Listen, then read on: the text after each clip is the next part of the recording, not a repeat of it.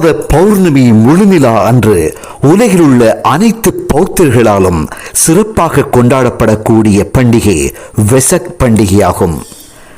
பலவித சமய நிகழ்வுகள் இந்த நாளில் புத்தரின் வாழ்க்கை வரலாற்றை முன்னிறுத்தி இடம்பெறும். இந்த காலப்பகுதியில் பந்தல்கள், தோரணங்கள், ஒளிக்கூடுகள் கட்டப்படும்.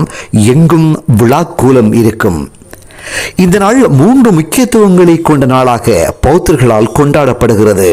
கௌதம புத்தர் இன்றைய நேபாளம் என்று அழைக்கப்படக்கூடிய அன்றைய லும்பினி நகராக திகழ்ந்த இடத்தில் பிறந்தது இந்த நாளில்தான். புத்தகயா எனும் இடத்தில் தவம் புரிந்ததும் புத்த நிலையினை அடைந்ததும் இந்த நாளில்தான். புத்தர் பரிநிர்வாணம் அடைந்த நாள் அந்த நாளும் இந்த நாள்தான். இடம் குசிநகர் என்பதாகும். இம்3 நாட்களும் மே மாத பூரண நாட்களிலேயே நிகழ்ந்ததாக பௌத்தர்கள் நம்புகின்றார்கள். கொண்டாட்ட முறைகளில்